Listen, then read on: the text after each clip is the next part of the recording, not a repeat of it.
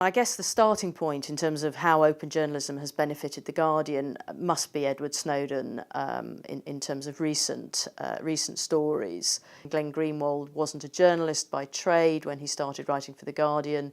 He was a lawyer. He got an interest in some of these areas. He brought the story to us. The story came to him because of his reputation and our reputation.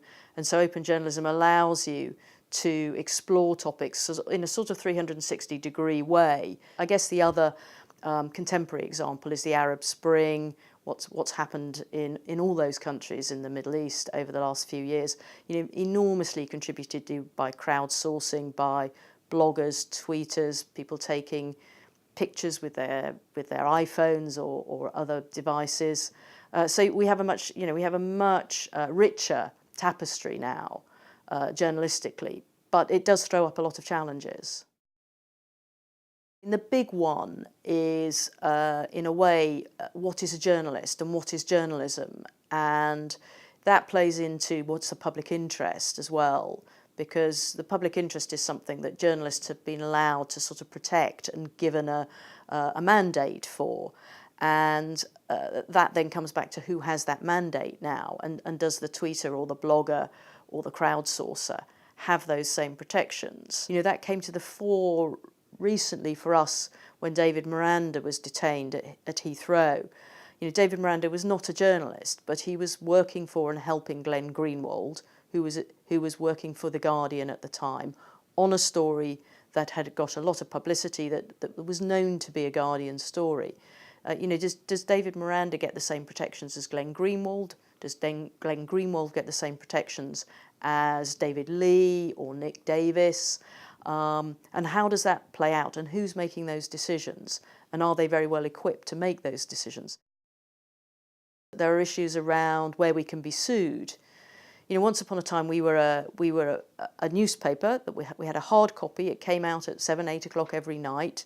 There were X number of defined pages, and once those pages had been done, although there were sort of little changes in later editions, that was it. It was published mainly in the UK. We were looking at UK law. Nowadays, we're a global 24/7, 365 days a year rolling news producer, and anybody can download us pretty well anywhere in the world where there's a computer or an iPhone or, again, any sort of mobile device.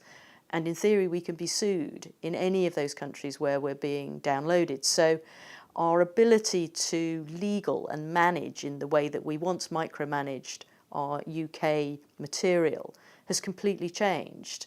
You have to make risk assessments about whether you just apply UK law, the extent to which, and there's an ethical, moral issue here, which is whether you, whether you respect other people's laws, even if you don't think they can actually get you.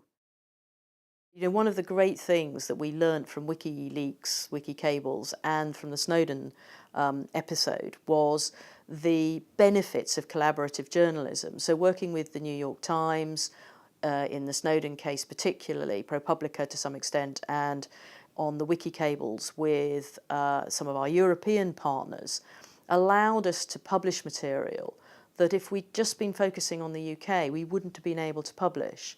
So particularly in the US, where they've got the strong First Amendment right, which really makes it almost impossible for there to be a pre-publication injunction, which is a very realistic possibility in the UK, particularly around national security issues, allowed us to be braver and bolder than we might otherwise have been.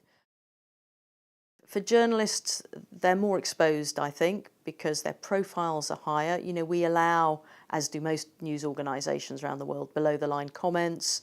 So people can come back to journalists and challenge them, and can challenge them very robustly.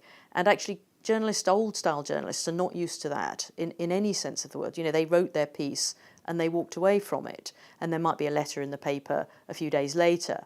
But the immediacy of people coming back to them is interesting in all sorts of ways. One, because it can feel to them like they're personally being attacked, which is something they're not used to in the verbal world that they live in. But it can also mean that people can challenge their accuracy very quickly. So you know, they're being challenged to get things right and having to accept sometimes that maybe they haven't got things right in a way that, again, an old-style journalist, it just didn't happen in that way. I think one of the areas that that is quite challenging for us, and certainly on the Guardian's perspective, we've fallen foul a couple of times, and sometimes in a little bit of embarrassment, or in a little bit of an embarrassing way, I should say, is verification. You know, we're very remote sometimes from this process. We've got someone tweeting from Syria or Egypt. We don't actually know who they are, and we don't even know if they're necessarily who they appear to be, or whether what they're tweeting is really happening. The Guardian had quite an embarrassing incident, I think, a few years ago with what became known as the Syrian lesbian blogger, who was posting these fantastic insight, personal accounts of what was going on in Syria. I mean, we bought into it. And we should have been more questioning. And it later turned out that it wasn't a Syrian lesbian blogger at all. It was a sort of 20-something-year-old male in Scotland who just managed to pull the wool over our eyes completely.